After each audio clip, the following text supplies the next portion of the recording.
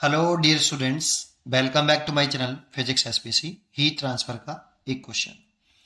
On observing light from the different stars P Q R, ये तीन star दे रखे हैं। It was found that intensity of violet colour is maximum in the spectrum of P. The intensity of green colour is maximum of spectrum R. Sequence बदल दिया है। The intensity of red colour is the spectrum Q. If TP, TQ, TQR are absolute temperature of the PQR star, है ना, it then it can be conclude from the above observation that चार choice रखें। Solution समझते हैं।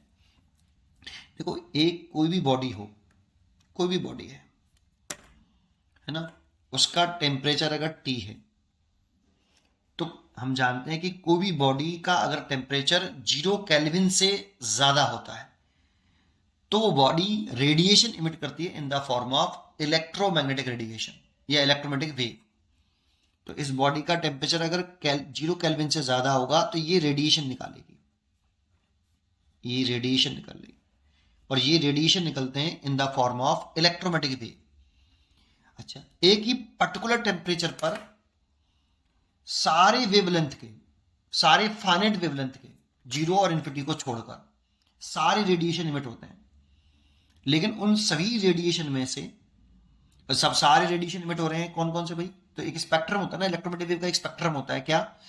पहले होता है gamma rays, फिर एक्स रेज, फिर आता है अल्ट्रावायलेट, फिर विजुअल, फिर इंफ्रारेड, फिर माइक्रोवेव, फिर रेडियो वेव होता है ना। तो इस पूरे को स्पेक्ट्रम बोलते हैं। तो ये सारी रेडिएशन निकलते हैं बेटा एक पर्टिकुलर टेम्परेचर पर, है ना। एक पर्टिकुलर टेम्परेचर पर ये सारे रेडिएशन निकल रहे हैं, इसको स्पेक्ट्रम बोलते हैं। लेकिन इस स्पेक्ट्रम में से सबसे जो ज्यादा इंटेंसिटी, इंटेंसिटी का मतलब क्या है? 1 मीटर स्क्वायर एरिया से 1 सेकंड में जो एनर्जी रेडिएट हो रही है उसको इंटेंसिटी बोलते हैं। जो सबसे ज्यादा इंटेंसिटी होती है स्टार पी से, वो वायलेट कलर की है। मतलब सबसे ज्यादा स्टार, अगर हम पी की बात करें, जैसे स्टार पी है, मान लो इसका टेम्परेचर टी पी है, ये स्टार पी है, इससे रेडिएशन निकल रहा है, तो इससे सारे रेडिएशन निकल रहे हैं बेटा, ऑल रेडिएशन इमिट हो रहे हैं सभी वेवलेंथ के, जीरो और इन्फिनिटी को छोड़कर।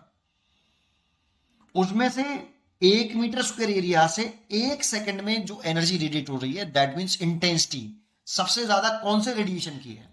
विजुअल लाइट में जो वायलेट कलर होता है ना, उसकी सबसे ज्यादा रेडिएशन है, इंटेंसिटी है। इसका मतलब क्या है जरा समझते हैं और समझते हैं। कह रहा है कि इसे स्पेक्ट्रल एमिसिव पावर बोलते हैं, ई लैम्डा। इसका नाम क्या होता है? इस स्पेक्ट्रल एमिसिव पावर। ये भी एक पर्टिकुलर वेवलेंथ के लिए इंटेंसिटी ही होती है।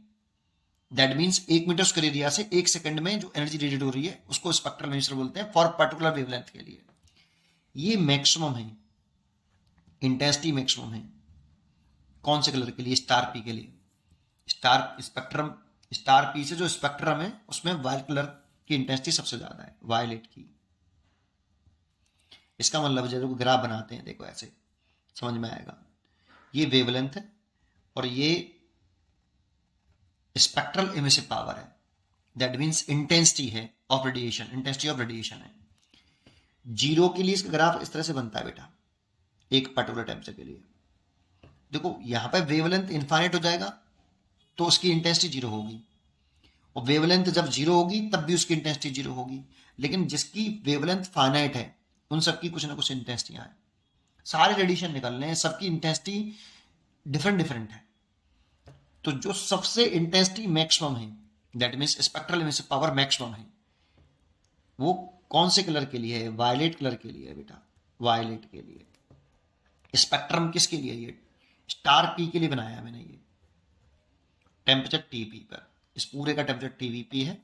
एक पर्टिकुलर टेम्परेचर पर वायलेट कलर का इंटेंसिटी सबसे ज्यादा निकल रही है। निकल तो और भी रेडिएशन रहे हैं, सारी वेवलेंथ के निकल रहे हैं, जीरो और इन्फिनिटी को छोड़कर, है ना। उसमें से वायलेट कलर की इंटेंसिटी सबसे ज्यादा है, ऐसा क्वेश्चन में गिवन है। ऐसे ही स्टार किसकी बात कर रहा है? स्टार आपकी आर की बात कर रहा है। पहले स्टार आर लिख लेता हूं, इसका टेम्परेचर टी आर है। टी आर क्यों लिखा मैंने? The intensity of green colour is maximum in the spectrum of R. Similarly तो इससे भी रेडिएशन निकल रहा है ऐसे। लेकिन इसमें जो इंटेंसिटी है मैक्सिमम है वो किस कलर के लिए बेटा? आर स्पेक्ट्रम में ग्रीन कलर के लिए। तो ग्रीन के लिए है बेटा। इसके लिए अगर हम ग्राफ बनाए, अभी अलग अलग बना लेता हूं सारे स्टारों के लिए। ये लैम्डा और ये emissive power, emissive spectral emissive power, that means intensity. ये मैक्सिमम है लैम्डा ग्रीन के लिए। लैम्डा है ना, ये लैम्डा वाले एक्सेशन आ रहे हैं, तो ये इस तरह से है मान लो, ठीक है। और इसका टेम्परेचर है टी आर, ये टेम्परेचर है स्टार आर का। ऐसे ही स्टार क्यू है, ये स्टार क्यू है, इसका टेम्परेचर टी क्यू है, इससे भी रेडिएशन निकल रहा है। सारे निकल लेंगे जीरो और इन्फिनिटी को छोड़कर। उसमें से जिस रेडिएशन की इंटेंसिटी सबसे ज्यादा है, जिस स्पेक्ट्रम वाले पार्ट की जो रेडिएशन सबसे ज्यादा है, इंटेंसिटी ज्यादा है, वो कौन सी वाली बेटा? ई लैम्डा मैक्सिमम है। किसके लिए सबसे ज्यादा है वो देख लेते हैं। Red colour, the intensity of red colour is maximum in the spectrum of Q. तो रेड कलर के लिए सबसे ज्यादा है, रेड के लिए, ठीक है। तो इसके लिए बना लेते हैं ये लैम्डा, और ये आपका स्टार क्यू के लिए है बेटा, ये ई लैम्डा, ये ऐसे जीरो ऐसे। ये इसका टेम्परेचर है T Q, star T Q के लिए है। और रेड लाइट के लिए ग्रीन सबसे ज्यादा इमिसिव पावर है इसकी, रेड लाइट, ठीक है। चलिए अब जानते हो इसी के बारे में वीन्स डिस्प्लेसमेंट लॉ होता है। वीन्स डिस्प्लेसमेंट लॉ क्या कहता है? पहले 7 कलर के बारे में चर्चा कर लेते हैं वेव की ओर। तो एक तो रेड लाइट निकल रहा है आपका, एक ग्रीन है और एक वायलेट है। तो लैम्डा किसकी ज्यादा है? सबसे ज्यादा देखो लैम्डा इसकी ज्यादा होती है, ऐसे वेवलेंथ बढ़ती है ना। तो रेड लाइट की वेवलेंथ सबसे ज्यादा है यहाँ पे, फिर उससे कम ग्रीन की है, और सबसे कम जो है वायलेट की है, वायलेट की है। वेवलेंथ में चर्चा करी हमने ये, ठीक है। अब चर्चा करें थोड़ा सा वीन डिस्प्लेसमेंट लॉ पर। किस पर? Wien displacement law. तो देखो वीन डिस्प्लेसमेंट लॉ क्या कहता है? वीन डिस्प्लेसमेंट लॉ कहता है कि स्पेक्ट्रल एमिसिव पावर और लैम्डा के बीच में ग्राफ बनाएं, तो जिसके लिए, जिस वेवलेंथ के लिए स्पेक्ट्रल एमिसिव पावर सबसे मैक्सिमम होती है, उसे लैम्डा एम कहा जाता है। लैम्डा एम वह वेवलेंथ है जिसके लिए spectral emission power, that means intensity, सबसे मैक्सिमम हो, उसको लैम्डा एम बोला जाता है। ये एक पर्टिकुलर टेम्परेचर बना है टी। और वीन्स लॉ कहता है कि लैम्डा एम का टेम्परेचर के साथ इनवर्स रिलेशन होता है ऐसे। और लैम्डा एम और टेम्परेचर का जो प्रोडक्ट है वो कांस्टेंट रहता है, इसे वीन्स कांस्टेंट बोलते हैं। हमें इससे मतलब है। तो सोच के बताइए, देखो यहां पर है ना। तो एक बात समझ लीजिए फिर सीधा सीधा, जिसका लैम्डा एम ज्यादा होगा क्या उसका टेम्परेचर कम होगा? अब लैम्डा एम सबसे ज्यादा किसका है? रेड का। और रेड आ रहा है स्टार कौन से वाले में? रेड आ रहा है, रेड आ रहा है स्टार क्यू में। लैम्डा रेड आ रहा है स्टार क्यू में, कंफ्यूज मत होना टी आर से। स्टार रेड आ रहा है, इसीलिए मैंने रेड पूरा लिखा है स्टार क्यू में। तो स्टार क्यू का टेम्परेचर सबसे, जिसका लैम्डा ज्यादा उसका टेम्परेचर सबसे कम होगा। देखो लैम्डा जिसका ज्यादा उसका टेम्परेचर कम होगा, है। तो लैम्डा रेड कलर के लिए सबसे ज्यादा है, जो कि स्टार क्यू में आ रहा है। तो स्टार क्यू का टेम्परेचर सबसे कम होगा, सबसे कम होगा क्यू का सबसे कम। अभी लैंग्वेज लिख देते हैं, सबसे कम ऐसे लिख लेते हैं पहले, ठीक है। और ग्रीन किससे आ रहा है बेटा? ग्रीन रेडिएट हो रहा है स्टार आर से, उसका लैम्डा थोड़ा सा कम है, तो इसका थोड़ा सा ज्यादा होगा। तो संग की संग ले लेता हूं, देखो ऐसे ना लेता हूं, ऐसे एक डायग्राम बना लेते हैं, कंफ्यूजन हो रहा है काफी यार। ये लैम्डा है और ये लैम्डा एम है। तो 3 ग्राफ बना लेता हूँ मैं ऐसे, एक 0 से शुरू होता हुआ ऐसे, फिर दूसरा का आगे बढ़ा लूँ थोड़ा सा, फिर तीसरे का थोड़ा सा आगे और बढ़ा लूँ ऐसे।